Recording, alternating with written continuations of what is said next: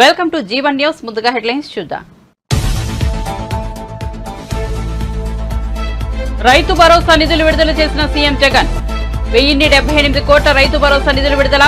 0 వడ్డీ రాయితీ కింద 215 కోట్లు విడుదల. క్యాంపు కార్యాలయంలో 2 పథకాలకు బటన్ నొక్కిన సీఎం జగన్.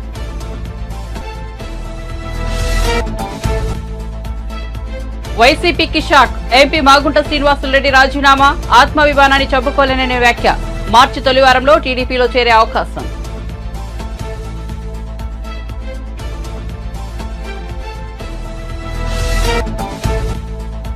మహిళల నాయకత్వంలో పనిచేస్తూ మగతనం అంటారా? రేవంత్ రెడ్డిపై కడియం శ్రీహరి మండిపాటు. రాజకీయాలకు మగతనానికి సంబంధం ఏమిటి అని నిలదీత.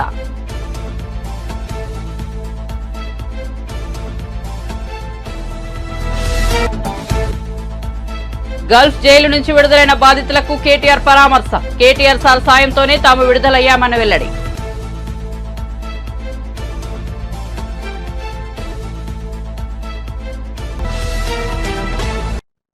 ఇక వార్త వివరాల్లోకి వెళ్తే ఏపీ సీఎం జగన్ వైఎస్ఆర్ రైతు భరోసా పథకంలో భాగంగా రైతుల ఖాతాల్లోకి నగదు బదిలీ చేశారు. రైతు భరోసా నిధులు 1078 విడుదల చేసిన సీఎం జగన్ రైతు బాగుంటేనే అందరూ బాగుంటారని అన్నారు.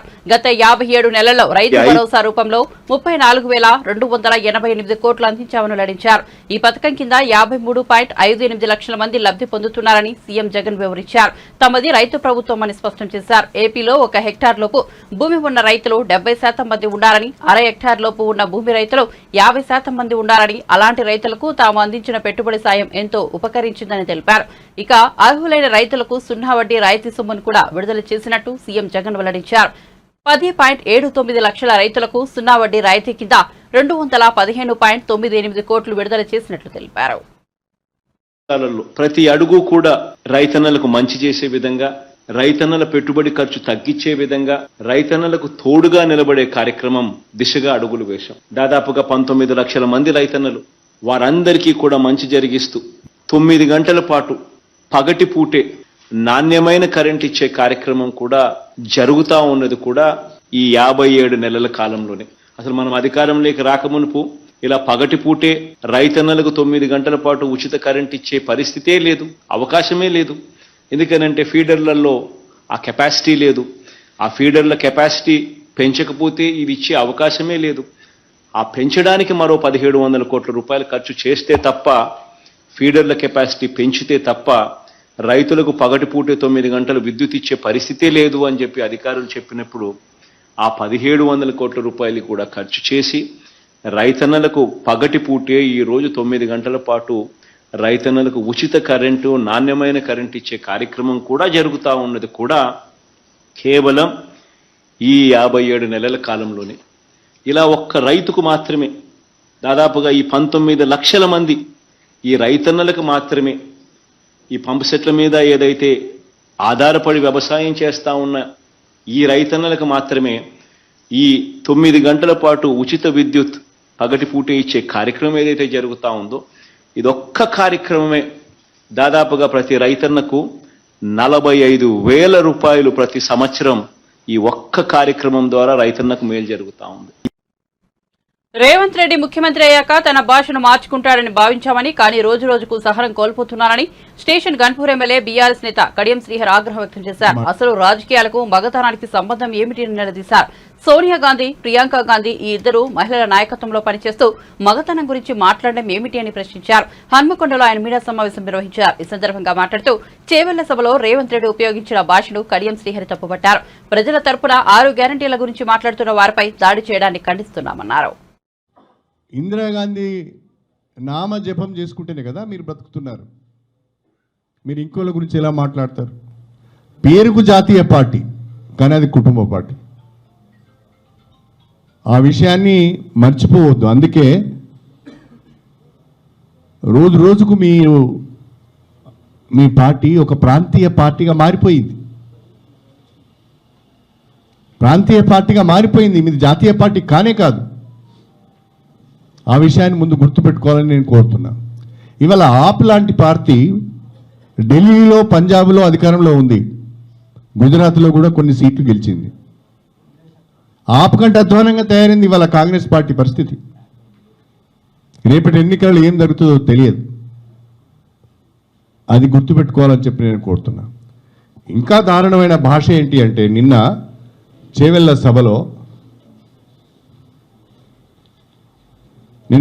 సభలో మాట్లాడుతూ ఒక మాట మాట్లాడతారు ఆయన. ఆంధ్రజ్యోతి, మగాడివైతే ఒక్క సీటు గెలిపించుకో, మగాడివైతే ఒక్క సీటు గెలిపించుకో అని ఒక స్టేట్మెంట్ ఇస్తారు. అదేవిధంగా ఈనాడులో ఒక్క ఎంపీ సీట్ అయినా గెలుచుకోండి. రాజకీయాల్లో ఈ మొగతనం గురించి ప్రస్తావన ఎందుకు వస్తుందో మాటి మాటికి నాకు అర్థం కావడం లేదు. రాజకీయాలకు మొగతనానికి ఏం సంబంధం? రాజకీయాలలో పురుషులు ఉన్నారు, మహిళలు ఉన్నారు. అందరూ రాజకీయాలు చేస్తున్నారు, మహిళలు కూడా రాజకీయాలలో సమానంగా రాణిస్తున్నారు. అంతెందుకు, కాంగ్రెస్ పార్టీ అధ్యక్షురాలే సోనియా గాంధీ కదా. కాంగ్రెస్ పార్టీ అధ్యక్షురాలు సోనియా గాంధీ, మీ నాయకురాలు ప్రియాంక గాంధీ. ఇద్దరి మహిళల నాయకత్వంలో పనిచేస్తూ నువ్వు మగతనం గురించి మాట్లాడితే ఎవరి గురించి మాట్లాడుతున్నావు నువ్వు? అంటే మీ సోనియా గాంధీని, మీ ప్రియాంక గాంధీని అవమానపరుస్తున్నావు నువ్వు. అంటే వాళ్ళ నాయకత్వానికి పనికిరాదని నీ ఉద్దేశం? మగాడవైతే ఒక్క సీటు గెలుచుకో అంటున్నావు. రేవంత్ రెడ్డి గారు మల్కాజ్గిరి పార్లమెంటు నుంచి మీరు ఎంపీగా ఉన్నారు నిన్నటి వరకు. మరి ఆ మల్కాజ్గిరి పార్లమెంటులో కాంగ్రెస్ పార్టీ ఒక్క అసెంబ్లీ సీట్ అయినా గెలిచిందా? మరి నువ్వు అంత మగాడివైతే 7 అసెంబ్లీ సెగ్మెంట్లలో ఒక్క అసెంబ్లీ సీటు నువ్వు ఎందుకు గెలుచుకోలేకపోయినావు? నిజంగా నీవు అంత మొగాడివైతే, అంత గొప్పవాడివైతే రేపు తెలంగాణలో 17 పార్లమెంట్ స్థానాలను గెలిచి చూపించు. నీ మగతనాన్ని నిరూపించుకో నీ భాషలోనే. నేను వాడొద్దు ఆ పదాన్ని, కానీ తప్పడం లేదు. నీ భాషలోనే తెలంగాణలోని 17 ఎంపీ సీట్లను గెలిపించుకొని నీ మగతనాన్ని నిరూపించుకో. ఏపీలో అధికార వైసీపీకి మరో భారీ షాక్ తగిలింది. పార్టీకి రాజీనామా చేస్తున్నట్లు ఒంగోలు ఎంపీ మాగుంట శ్రీనివాసులరెడ్డి ప్రకటించారు. మీడియాతో ఆయన మాట్లాడుతూ 33 ఏళ్లుగా రాజకీయాల్లో ఉన్నారని, ప్రకాశం జిల్లాలో మాగుంట అంటే ఒక బ్రాండ్ అని చెప్పారు. 8 సార్లు పార్లమెంటుకు, 2 సార్లు శాసనసభకు, 1 సారి ఎమ్మెల్సీ పదవికి, మొత్తం 11 సార్లు చట్టసభలకు పోటీ చేశారని తెలిపారు. తమ కుటుంబానికి అహం లేదని, ఆత్మగౌరవం మాత్రమే ఉందని చెప్పారు. వైసీపీని వీడటం బాధాకరమైనప్పటికీ తప్పడం లేదని అన్నారు. ఆత్మాభిమానాన్ని చంపుకోలేనని చెప్పారు. ఒంగోలు ఎంపీ బరిలో తన కుమారుడు మాగుంట రాఘవరెడ్డిని నిలపాలని నిర్ణయించామని తెలిపారు. మాగుంటను వైసీపీ హైకమాండ్ దూరం పెట్టిన సంగతి తెలిసిందే. ఒంగోలు పార్లమెంట్ స్థానం నుంచి అభ్యర్థిగా చెవిరెడ్డి భాస్కర్ రెడ్డిని జగన్ ప్రకటించారు. ఈ పరిణామాల నేపథ్యంలో మాగుంట తీవ్ర అసంతృప్తితో ఉన్నారు. పార్టీకి రాజీనామా చేస్తున్నట్లు ప్రకటించారు. మార్చి మొదటి వారంలో ఆయన టీడీపీలో చేరనున్నట్టు సమాచారం.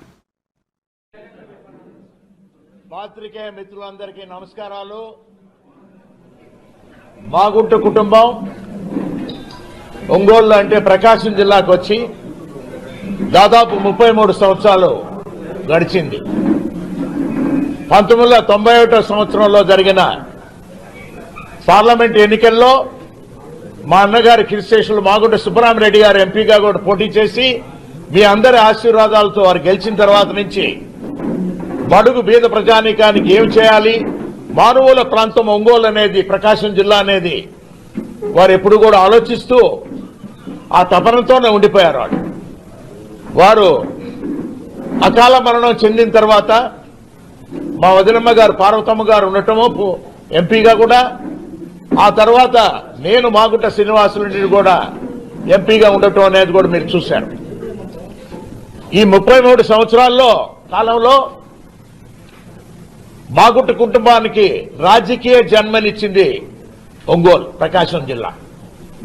ప్రకాశం జిల్లా ప్రజలతో మమేకమయ్యి ముఖ్యంగా ఎప్పుడు కూడా వారిని ఒక కుటుంబ సభ్యుల్లాగానే, మాకున్న నివాసాలు మెడ్రాస్లో ఉన్నా, హైదరాబాద్లో ఉన్నా, నెల్లూరులో ఉన్నా, ఢిల్లీలో వచ్చినా కూడా ఒంగోలు వారు వచ్చారని అంటేనే ఒక మంచి ఆప్యాయతతో కూడా చూడటం అనేది అలవాటు చేసుకున్నారు. ఇవన్నీ కూడా మాగుంట సుబ్బరామరెడ్డి గారు మాకు నేర్పించినది. ఆయన అడుగుజాడల్లో నడుచుకునే విధంగానే ఇన్ని సంవత్సరాలు కూడా మేము ప్రకాశం జిల్లా వాసులతో కూడా మమేకమై మా ఇంటికి వచ్చిన వాళ్ళ ప్రకాశం జిల్లా అంటే ఒక అతిథిగా ఎప్పుడు కూడా అనుకో, ఒక కుటుంబ సభ్యుడిగానే వారిని కూడా చూసుకొని ధైర్యంగా మా ఇంటికి ఇప్పుడు ఒంగోలులో వచ్చినా ఇంకెక్కడికి వచ్చినా కూడా నేరుగా వంటిళ్ళకి వెళ్లి వారు అక్కడ కాఫీ తాగటమో లేకపోతే భోజనం చేయటం అనే ఒక స్వతంత్రం ఏర్పడిపోయింది.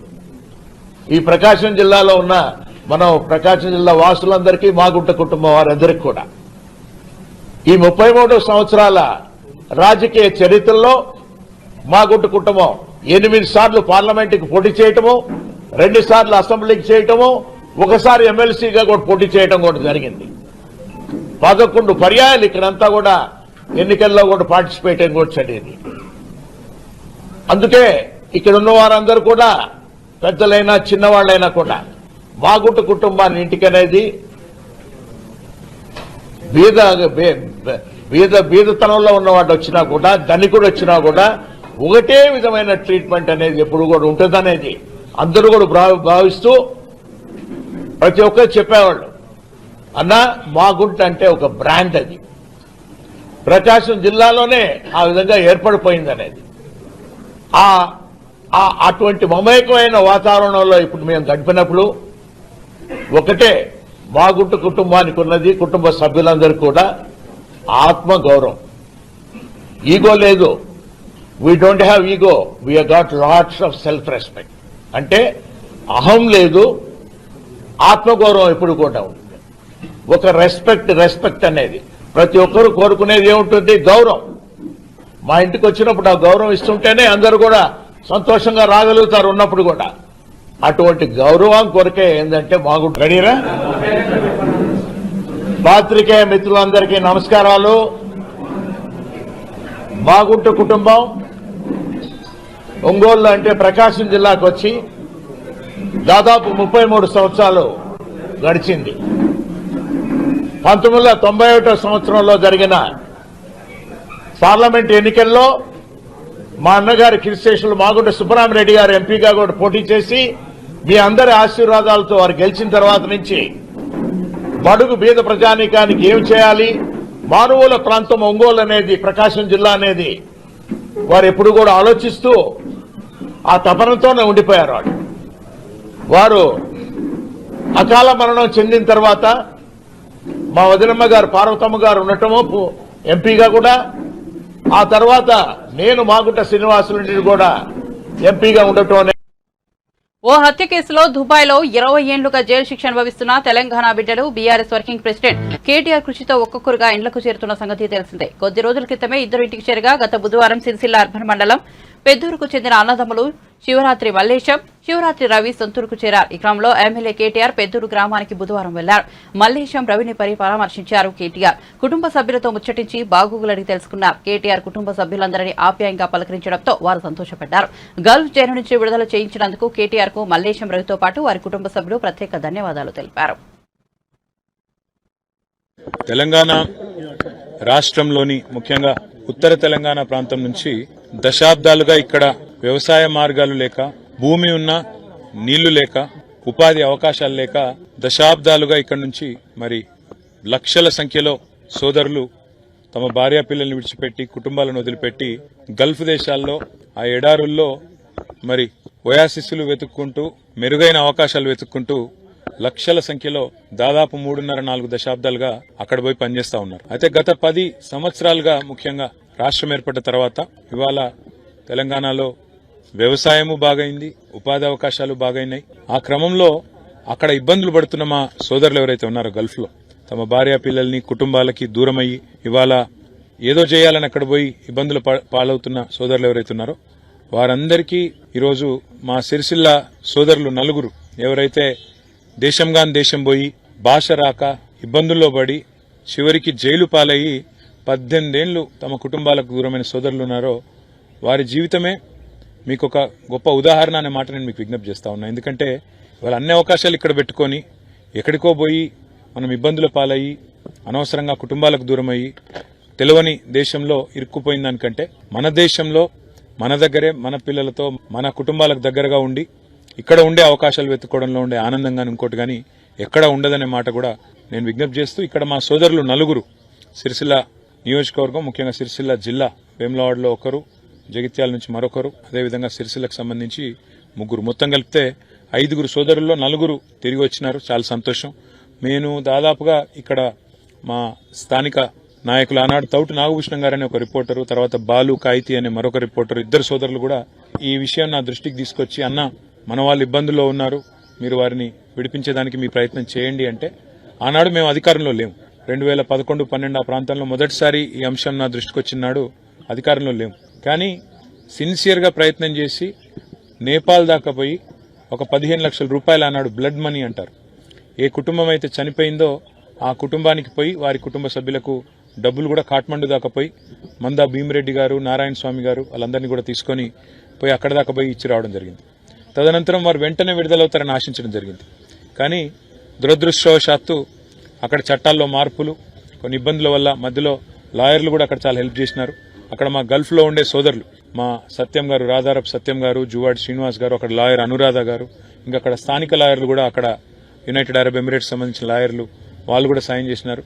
ఎంతో మంది కృషి వల్ల ఒక 7 సంవత్సరాల జైలు శిక్ష తగ్గి ఈరోజు 18 ఏళ్లకు, అంటే అది కూడా చాలా ఎక్కువ అయినప్పటికీ ఇంకో 7 సంవత్సరాలు శిక్షా కాలం ఉండంగా వారు బయటికి రావడం, వారి కుటుంబాలతో మళ్ళీ తిరిగి కలవడం చాలా సంతోషంగా ఉంది. అందుకే వారిని కలవడానికి, వారిని పరామర్శించడానికి, కేవలం పరామర్శించడానికి మాత్రమే కాదు, వారి కాళ్ళ మీద వారు, ఎందుకంటే 18 ఏళ్ల తర్వాత తిరిగి వచ్చిన తర్వాత వాళ్ళకు కూడా ఇక్కడ ఏం చేయాలనో పాల్పోతలేదు. కాబట్టి వారి కాళ్ళ మీద వారు తిరిగి నిలబడడానికి కూడా నా వంతు ప్రయత్నంగా తప్పకుండా సాయం చేస్తానని చెప్పి వారికి నేను మాట ఇచ్చినాను. ప్రభుత్వాన్ని కూడా నేను కోరుతా ఉన్నా, మీరు మాట ఇచ్చారు, గల్ఫ్ బాధితులకు సహాయం చేస్తామని చెప్పారు, తప్పకుండా మీరు కూడా మాట నిలుపుకుంటారని, నిలుపుకోవాలని మనస్ఫూర్తిగా నేను రాష్ట్ర ప్రభుత్వాన్ని కూడా కోరుతా ఉన్నా. తప్పకుండా నా తరపున వ్యక్తిగతంగా నేను కూడా వారు తమ కాళ్ళ మీద తాము నిలబడే విధంగా, స్వయం ఉపాధి అవకాశాలు అందిపుచ్చుకునే విధంగా మంచి ఏర్పాటు చేస్తానని వారికి మాటిచ్చాను. తప్పకుండా రాబోయే 1-2 నెలల్లోనే ఏర్పాట్లు చేస్తానని చెప్పి కూడా తెలియజేస్తూ, గల్ఫ్ దేశాల్లో ఉండే తెలంగాణ బిడ్డలకు మాత్రం మళ్ళొక్కసారి నా విజ్ఞప్తి, మీరు ఇక్కడ నుంచి పోవడం, కొంతమంది నకిలీ ఏజెంట్ల చేతుల్లో మోసపోయిపోవడం, అక్కడ పోయిన తర్వాత కలివిల్లి కావడం, అక్కడ పోయిన తర్వాత తిరుపతిలో మార్చి 1న జరగనున్న బహిరంగ సభ ద్వారా ఏపీకి ప్రత్యేక హోదాపై డిక్లరేషన్ ఇస్తామని పీసీసీ అధ్యక్షుల వైఎస్ షర్మిల తెలిపారు. అధికార వైఎస్ఆర్సీపీ ప్రత్యేక హోదాపై మాటలు మాత్రమే చెప్పిందన్నారు. విజయవాడలోని పార్టీ కార్యాలయంలో నిర్వహించిన మీడియా సమావేశంలో ఆమె మాట్లాడారు. ఏపీని హార్డ్వేర్ హబ్ గా మారుస్తామని, చెమురు రిఫైనరీలు ఇస్తామని మోదీ చెప్పారు. వాటిలో ఒక్క మాట నిలబెట్టుకోలేదు. 10 ఏళ్లుగా ఏపీ ప్రజలను బీజేపీ మోసం చేసింది. ప్రత్యేక హోదా వచ్చిన రాష్ట్రాలకు పరిశ్రమలు వస్తాయి, తద్వారా ఉద్యోగాలు కూడా వస్తాయని పేర్కొన్నారు. మరి ఏపీకి ఏమొచ్చాయి? కనీసం 10 పరిశ్రమలు కూడా రాలేదని పేర్కొన్నారు. ఉద్యోగాలు దొరక్క యువత పొరుగు రాష్ట్రాలకు వెళ్తున్నారని తెలిపారు. యువత లేని రాష్ట్రంగా ఏపీ తయారవుతోందన్నారు. మెగా డీఎస్సీ అని దగా చేశారు. జాబ్ క్యాలెండర్ అని జగన్ యువతను మోసం చేశారని, ప్రత్యేక హోదా పేరు చెప్పి ఓట్లు దంటుకుంటున్నారే తప్ప ఎవరూ పోరాటం చేయలేదని తెలిపారు. ఆ ఇంటి మహిళ చేతుల్లోనే పెట్టడం జరుగుతుంది. మహిళ చేతుల్లోనే ఎందుకు పెడుతున్నాము అంటే, ప్రతి ఇంటిని నడిపేది ఒక మహిళ కాబట్టి, ప్రతి ఇంటిని కంటికి రెప్పలా కాపాడుకుంటూ వచ్చేది మహిళ కాబట్టి, తన భర్త కోసం, తన బిడ్డల కోసం ఆమెకి ప్రతి నెల 5,000 రూపాయలు డిక్లరేషన్ ఎందుకు అవసరమో అందరికీ తెలుసు. మీడియాకు తెలుసు, మేధావులకు తెలుసు, పార్టీలకు తెలుసు, ప్రజలకు తెలుసు. కానీ అంత ముఖ్యమైన ప్రత్యేక హోదా గురించి ఈరోజు ఆంధ్ర రాష్ట్రంలో అసలు ఊసే లేకుండా పోయింది. ప్రత్యేక హోదా ఎంత ముఖ్యమో పార్టీలకు తెలుసు, పార్టీ నాయకులకు తెలుసు. వాళ్ళ రాజకీయ అవసరాల కోసం ప్రత్యేక హోదా గురించి, ప్రత్యేక హోదా టాపిక్ని పదే పదే వాడుకున్నారు. కానీ అధికారంలోకి వచ్చిన తర్వాత మాత్రం ప్రత్యేక హోదా ఊసే లేకుండా పోయింది. ప్రత్యేక హోదా మన రాష్ట్రానికి చాలా అవసరం.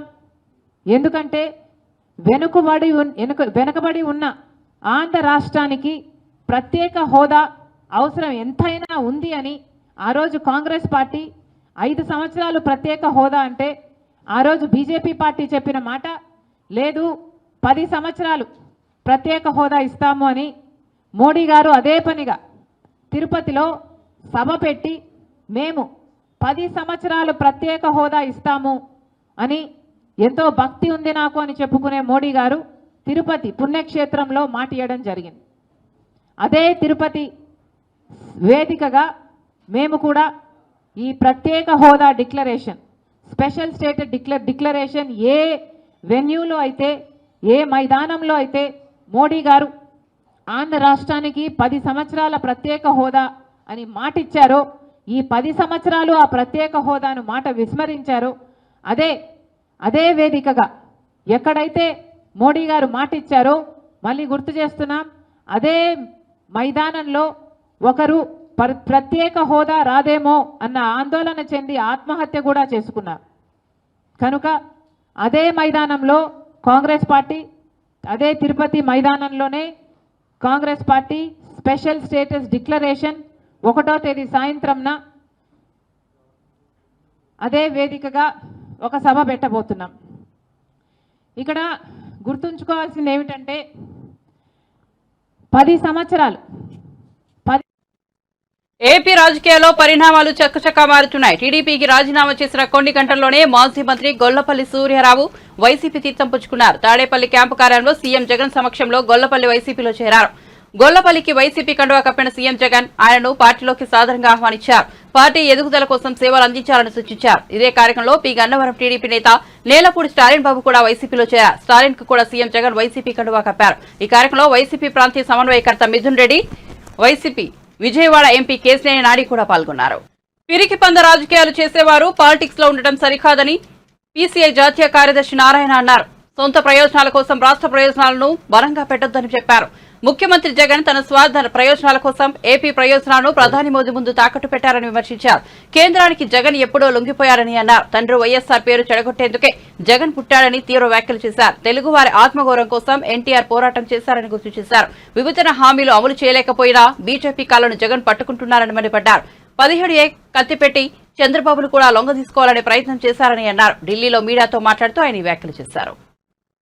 రాజధానికి సంబంధించి ఏం చెప్పారు, తర్వాత కడప స్టీల్ ప్లాంట్ గురించి ఏం చెప్పారు, బయ్యారం స్టీల్ ప్లాంట్ గురించి ఏం చెప్పారు, వెనకబడిన జిల్లాలకి సంవత్సరానికి 50 కోట్ల అదేమైంది, ఇవన్నీ పంగనామాలు పెట్టారు. తెలుగు ప్రజానీకానికి మొదటి ప్రథమ శత్రువు ఎవరైనా ఉంటే అది బీజేపీ తప్ప ఇంకోటి కార్యం కాదు. అట్లాంటి ప్రథమ శత్రువులను బీజేపీ దగ్గరపై కాళ్ళు పట్టుకోవడం అంటే మీకు ఎంతకన్నా మించినటువంటి హీన చేతుల్లో నాకు కనపడదు. హీనంగా రాజకీయాలు ఉండే మీరు పిరికి పనులు బయట పోండి, కానీ ఈ పిరికి పనులు ప్రజలను ఆటంకపడతారా అనేది మేము తీవ్రంగా తెలియజేస్తున్నాం. ఇప్పుడు రాను ఇండియా కూటమి బలపడతా ఉంది, ఎన్డీఏ కూటమి బలహీనపడతా ఉంది. గతంలో వాళ్ళు కొంచెం అనుకున్నారు అంత వచ్చేస్తారు మనకి, ట్రై చేశారు, అదేం కుదరదు. ఇప్పుడు అటు మమతా బెనర్జీలో అక్కడ మార్పు వస్తూ ఉంది. మమతా బెనర్జీ మాతో కలవాల్సిన పనిలే, బీజేపీకి అయితే కూడా చాలు మాకు. అట్లాగే కేజ్రీవాల్ కూడా భయపడకుండా నిలబడ్డారు గట్టిగానే. అట్లే జైలుకు పోయినా సరే జార్ఖండ్లో ఉన్న వాళ్ళు గట్టిగా నిలబడుతున్నారు. ఇప్పుడు యూపీలో ఉన్నటువంటి మార్పులు వస్తూ ఉన్నాయి. బీహార్లో ఉన్నటువంటి నితీష్ కుమార్ పోయినా కూడా ఇండియా కూటమిని బలపరిచే పద్ధతుల్లో జరుగుతున్నాయి. క్షేత్ర పంపిణీ జరుగుతుంది. ఇప్పటికే 4 సీట్లలో సిపిఐ అభ్యర్థులు ప్రకటించింది. అందులో వాయనాడులో Annie Raja all India own federation general secretary ఎస్ ఆయనే రాజా ఆమె పేరు. ఆమె దాదాపు పర్ణా వైఎస్ జగన్ ఇద్దరు కూడా పోటీ పడి పరమానంద శిష్యులైతే అయితే పరమానంద కాళ్ళు పట్టుకొని గుర్తు చేసి మా పాస ఇస్తున్నారు పట్టుద్దు అని చెప్పేసి నేను చెప్తున్నాం. ఇప్పుడు రేపు 1వ తేదీ తిరుపతిలో కాంగ్రెస్ పార్టీ కమ్యూనిస్టులు కలిసి పెద్ద బహిరంగ సభ పెడతా ఉన్నాం. అక్కడ ప్రత్యేక హోదా సంబంధించినటువంటి అంశం పైన, అట్లాగే విశాఖపట్నంలో ఒక సభ పెట్టబోతున్నాం, అమరావతి ఒక సభ పెట్టబోతున్నాం. కాంగ్రెస్ సిపిఐ సిపిఎం కలిసి ఇప్పటికే ఒక అవగాహనకు వచ్చింది.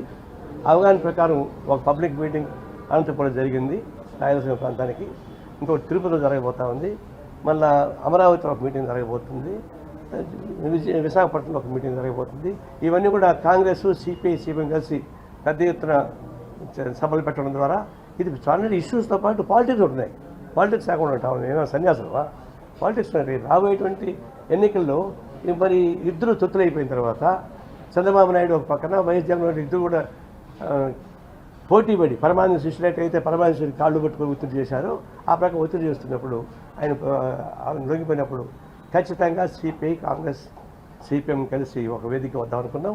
సీట్ల పంపిణీ తర్వాత చేసుకుంటాం. ఇప్పటికైతే ఆంధ్రప్రదేశ్లో ఒక రాజకీయ మార్పు రావడానికి ఉపయోగపడే పద్ధతిలో ఒక ప్రయత్నం చేస్తున్నాం. అది సక్సెస్ అవుతుందని చెప్పేసి మాకు చెప్తాము. మా పాస చేవెళ్ల బహిరంగ సభలో ముఖ్యమంత్రి రేవంత్ రెడ్డి చేసిన వ్యాఖ్యలను బీఆర్ఎస్ నేత బాల్కసుమన్ ఖండించారు. తెలంగాణ భవన్లో బుధవారం ఆయన మీడియాతో మాట్లాడారు. చేవెళ్ల సభలో సీఎం మాట్లాడిన భాషను ఖండిస్తున్నామని పేర్కొన్నారు. కాంగ్రెస్ 6 గ్యారంటీల హామీలను నమ్మి ఓట్లు వేస్తే ప్రజలకు శటకోపం పెట్టారని విమర్శించారు. కాంగ్రెస్ ఇస్తామని చెప్పిన గ్యారంటీలు 90 లక్షల రేషన్ కార్డుదారులకు వర్తింపజేయాలని డిమాండ్ చేశారు. 1,5 లక్షల ఇళ్లకు 200 యూనిట్ల వరకు ఉచిత విద్యుత్ ఇవ్వాలన్నారు. రాహుల్ గాంధీని ప్రధాన అభ్యర్థిగా ప్రకటిస్తే కాంగ్రెస్ పార్టీకి కనీసం ప్రతిపక్ష హోదా కూడా రాదని ఎద్దేవా చేశారు. కాంగ్రెస్ ప్రభుత్వం వచ్చాక జరిగిన చెల్లింపులపై శ్వేతపత్రం ఇచ్చే దమ్ముదా అని ప్రశ్నించారు. మీరు అధికారంలోకి వచ్చాక ఏ కంపెనీలకు డబ్బులు చెల్లించారు? గుత్తేదారులకు చేసిన చెల్లింపులపై శ్వేతపత్రం ఇవ్వగలరా అని నిలదీశారు. అర్హులైన వారికి వెంటనే రైతు బంధు ఇవ్వాలన్నారు. మెగా డిఎస్సీ వేయడంతో పాటు నిరుద్యోగులకు భృతి ఇవ్వాలని డిమాండ్ చేశారు. ఎన్నికల్లో కొడంగల్ అసెంబ్లీ సీటుకు మీరు పోటీ చేసినప్పుడు ఆనాడు ఎమ్మెల్యేగా ఓడిపోతే రాజకీయ సన్యాసం తీసుకుంటున్నావు. ఎమ్మెల్యేగా ఓడిపోయిన వెంటనే మళ్ళీ మల్కాజ్గిరి ఎంపీకి పోటీ చేసిన 3 నెలలు తిరగకముందే. అదేవిధంగా జిహెచ్ఎంసీ ఎన్నికల్లో మా ప్రభుత్వం వచ్చిన కొత్తలో జరిగినటువంటి జిహెచ్ఎంసీ ఎన్నికల్లో ఆనాడు బీఆర్ఎస్ పార్టీ సొంతంగా మేయర్ స్థానాన్ని కైవసం చేసుకుంటే రాజకీయ సన్యాసం అన్నావు. బీఆర్ఎస్ పార్టీ ఆనాడు 99 సీట్లు సాధించి మా మిత్రపక్షం మజ్లిస్ పార్టీతో కలుపుకొని బ్రహ్మాండంగా ఆనాడు మేము మేయర్ డిప్యూటీ మేయర్ స్థానాల్ని కైవసం చేసుకున్నాం. మళ్ళా నువ్వు మాట తప్పినావు. ఏదో ఎన్నికలలో మస్తు మాట్లాడతాం, గవర్నమెంట్ పట్టించుకుంటారు, ఎన్నికల సందర్భంలో మాటలని మళ్ళా నువ్వు మాట తప్పినావు. కాబట్టి అటువంటి నీకు సవాల్ చేసే అర్హత లేదు. అయినప్పటికీ నువ్వు నిన్న సవాల్ చేసినావు కాబట్టి కేటీఆర్ గారిని ఇవాళ మేము సవాల్ చేస్తూ ఉన్నాం. మీకు దమ్ముంటే మీ రాహుల్ గాంధీ గారిని ప్రధానమంత్రి అభ్యర్థిగా ప్రకటించుకొని 543 సీట్లున్న లోక్సభలో ఈ భారతదేశంలో మ్యాజిక్ ఫిగర్ 270 సీట్లు కదా, దమ్ముంటే ఆ 272 సీట్లు మ్యాజిక్ ఫిగర్ దాటేటట్టుగా కాంగ్రెస్ పార్టీ మీ రాహుల్ గాంధీ గారిని ప్రధానమంత్రి అభ్యర్థిగా ప్రకటించుకుని ఎన్నికలకు పోవాల్సిందిగా నేను సవాల్ చేస్తూ ఉన్నా. ఎట్లయితే మా కేటీఆర్ గారు మొన్న అన్నారు రేవంత్ రెడ్డిని ముఖ్యమంత్రి అభ్యర్థిగా ముందే ప్రకటిస్తే 30 సీట్లు కూడా రావని అన్నారు. రాహుల్ గాంధీ గారిని ప్రధానమంత్రి అభ్యర్థిగా ప్రకటిస్తే మీకు ప్రధాన ప్రతిపక్ష హోదా కూడా దక్కదు. 55 సీట్లు రావాలి ఎల్ఓపికి లోక్సభలో, ప్రధాన ప్రతిపక్ష హోదా కూడా దక్కదు. మీకు దమ్ముంటే మేము సవాల్ చేస్తూ ఉన్నాం, రాహుల్ గాంధీ గారిని ప్రధానమంత్రి అభ్యర్థిగా ప్రకటించుకొని మీరు లోక్సభ ఎన్నికల్లో కాంగ్రెస్ పార్టీ పోటీ చేయాలి. పోటీ చేసి సొంతంగా మీరు ప్రభుత్వాన్ని ఏర్పాటు చేసే సీట్లను సాధించాలి. మీకు ఆ దమ్ముందా రాహుల్ గాంధీ గారిని ప్రధానమంత్రి అభ్యర్థిగా ప్రకటించుకొని పోటీ చేసే ముఖం ఉందా మీకు అని చెప్పి నేను రేవంత్ రెడ్డిని సవాల్ చేస్తూ ఉన్నా. నువ్వు ఏ పార్టీ మీద సవాల్ చేస్తూ ఉన్నావు? తెలంగాణను తెచ్చిన పార్టీ, తెచ్చిన తెలంగాణలో 2 సార్లు అధికారాన్ని చేజిక్కించుకొని బ్రహ్మాండంగా ప్రజల కోసం పనిచేసిన పార్టీ. అటువంటి పార్టీ మీద, అటువంటి నాయకుని మీద నువ్వు సవాల్ చేసే ముందు 1-2 సార్లు ఆలోచించుకోవాలని చెప్పి నేను రేవంత్ రెడ్డికి హితవు పలుకుతా ఉన్నా. ఆయన మాట్లాడితే ఏమంటాడు, మేము మంచి పనులు చేస్తున్నాం మమ్మల్ని ఓడతలేరు అంటాడు. అసలు నువ్వు ఏడ మంచి పని చేస్తున్నావు? మొత్తం అబద్ధాల పనులు, భూత పురాణాలు, ఇది తప్ప మంచి పనులు ఎక్కడ ఉన్నాయి నీ దగ్గర? బులెటిన్ ముగించే ముందు హెడ్లైన్స్ మరోసారి చూద్దాం. రైతు భరోసా నిధులు విడుదల చేసిన సీఎం జగన్. 1078 కోట్ల రైతు భరోసా నిధులు విడుదల. 0 వడ్డీ రాయితీ కింద 215 కోట్లు విడుదల. క్యాంపు కార్యాలయంలో 2 పథకాలకు బటన్ నొక్కిన సీఎం జగన్.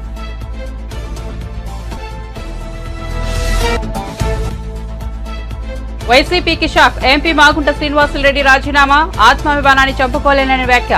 మార్చి తొలి వారంలో టీడీపీలో చేరే అవకాశం.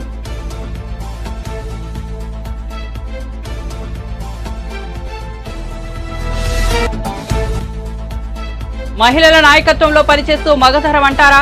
రేవంత్ రెడ్డిపై కడియం శ్రీహరి మండిపాటు. రాజకీయాలకు మగతనానికి సంబంధం ఏమిటి అని నిలదీత.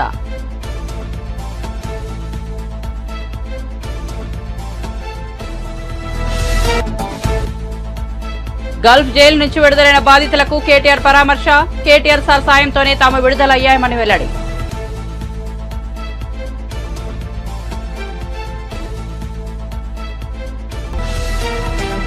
మరిన్ని అప్డేట్స్ కోసం చూస్తూనే ఉండండి జీవన్ న్యూస్.